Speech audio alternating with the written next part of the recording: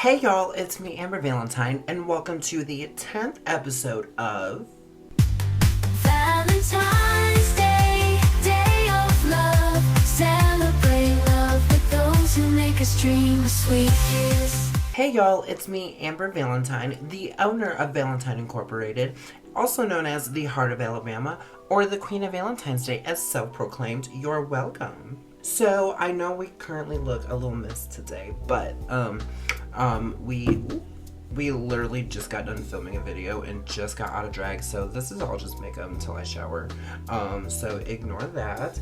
My age is definitely showing with the gray hair. As you can tell, we were like, it was hot. It was hot. So we're just gonna accept as we is. We listen and watch and we don't judge.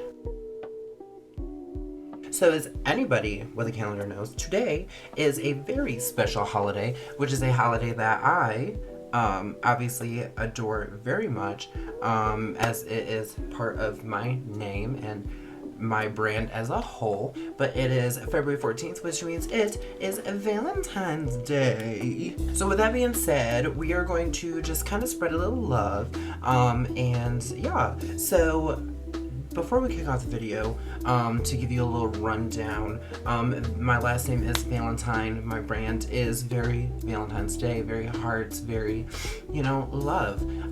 So the reason why I came up with the name Valentine is because Valentine's Day is, for somebody who is single, tends to be very lonely sometimes. I celebrate with my friends and celebrate my love for my friends and my family that I've made and all that. And that is beautiful. But one thing that I had to learn when I moved down to Alabama was how to love myself. And I feel like starting drag just after I moved to Alabama kind of really helped with that. So my persona really kind of became more like a beacon and a light for self-love in a sense. So when I think of Valentine's Day today, I think of Valentine's Day as a day to yes, love your significant other, love your family, love, whoever takes that time to that time for you, and that gives you that respect and that love and that loyalty and that support. But also take a time to love yourself and take that time to look in the mirror and just be like, I am beautiful, and recognize the positive things about you instead of the negative things. So yeah, that's kind of like my little background and my little, I'm drifting in this chair. So this video to kind of help celebrate love and support for one another, as it is something that is needed at this current moment in time with the attacks on the community, specifically our trans community, and our women on top of that. So last Wednesday, on the 5th of March, I think it was, I joined probably a good 100 or so people down in Montgomery for a protest march where we protested, human rights and the attack on our trans people, and just all the mess going on that has been happening the last almost month, which is crazy and very, very scary. But it ended up being a really good turnout, and it was very nice to be able to be around friends and family and community and to all be standing up for something that is clearly no one's cup of tea. But unfortunately, it is something that we need, whether it be your cup of tea or not. Just like I don't like sweet tea, but I stick to my unsweet tea. We need the tea. We need both, but I stick to mine. So yeah, this is just gonna be a little video compiled of pictures and some videos of some speakers and stuff that spoke and were there to help, spread joy and spread the message that you cannot erase us and you cannot erase our beautiful trans people ever, ever, ever. So yeah, so let's get into the biz and enjoy. Last election, the people were offered a choice between civil rights, human rights, and cheaper eggs. And they chose the eggs. And lo the Lord sent a plague on the chickens.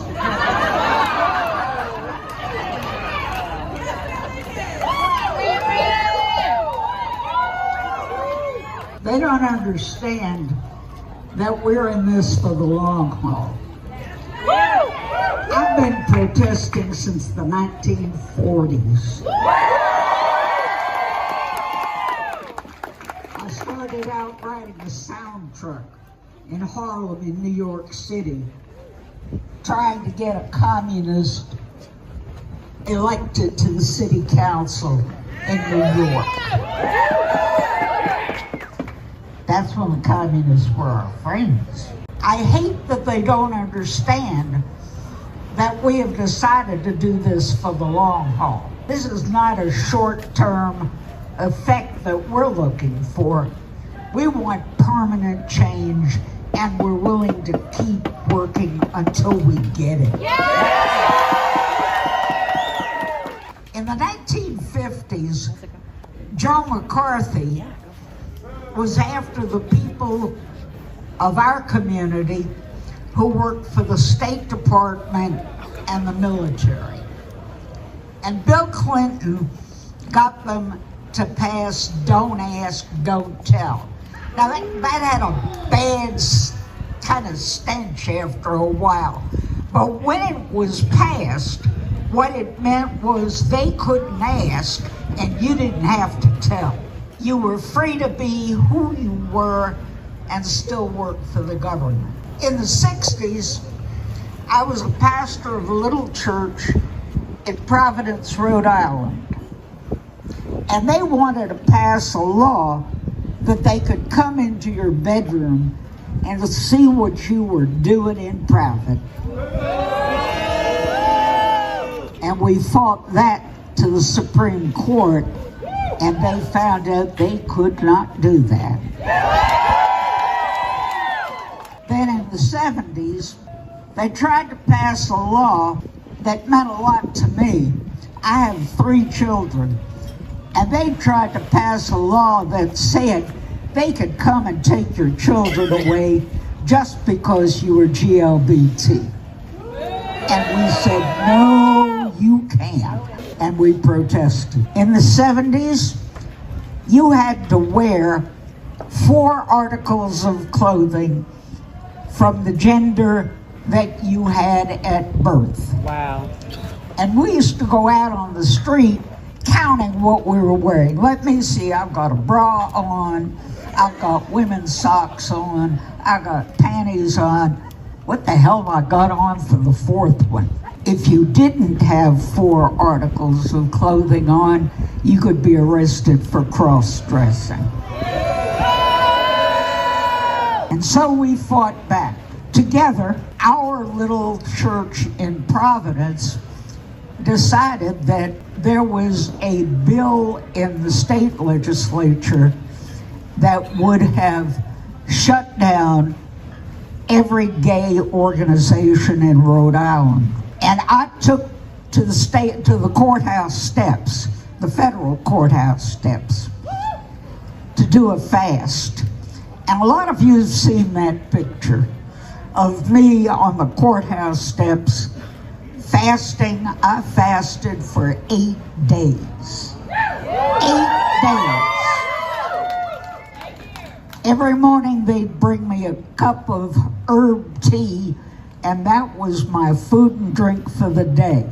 And I fasted, and I fasted, and finally they realized that I wasn't going anyplace.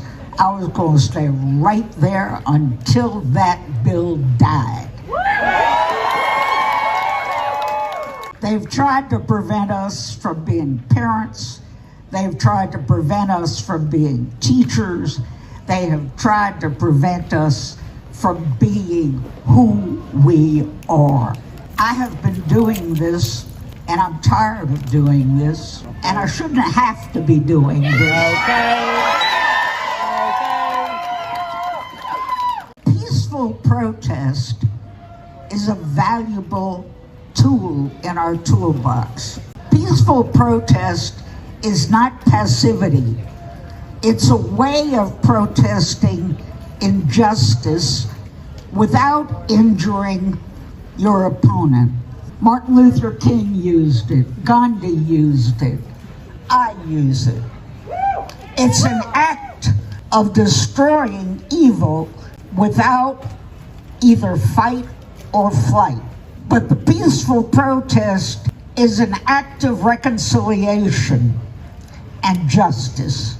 It's about ending both oppression and the oppressor from hurting each other. Love is a terrible thing to hate. Hate is a terrible thing to have to live with. Self-identity is a terrible thing for them to oppose. We must always remember today, and especially, that a tactic of oppression is to exhaust us. The idea is for them to wear us down into surrender and complacency, and then threaten our peace until we surrender, and maybe arrest us if we resist. Resist anyway.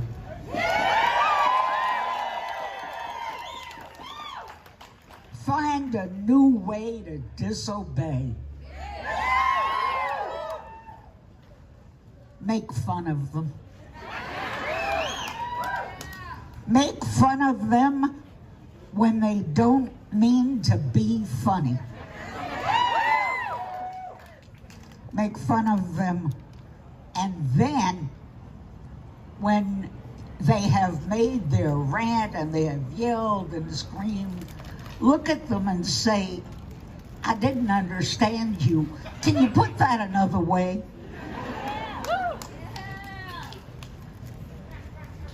Weaponize incompetence. Exhaust them back. Resist. In a time of hate, love is a kind of resistance. In a time of fear, faith is a kind of resistance. In the midst of disinformation and misinformation, education is a kind of resistance. In a time of terrible leadership, community is a kind of resistance. And in times like this, joy can be a kind of resistance. Be smart. Be resourceful. Be joyful. And resist.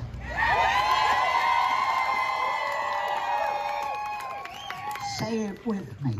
Resist. Resist! Resist. Resist! Resist. Resist! God bless you. And we are back. So yeah, that was a beautiful, well put together event that took place in Montgomery, Alabama, by a handful of people, queer people and trans people that really look out for our community, especially on the government and the policy side, because a lot of us don't know how to, read that stuff and look at that stuff and all that. And it's so nice to have these people that have had their hands in the pot and know how all this stuff works, and they're able to educate us to help us know as well how it all works, especially when it comes to bills and policies that are a threat to anybody in our community. So yeah, it was really nice to have just community come together and celebrate ourselves, but also make it known to the world that we're not going to be erased. And no matter if you like it or not, unfortunately, trans people are here and have always been here and will always be here. Hello, duh.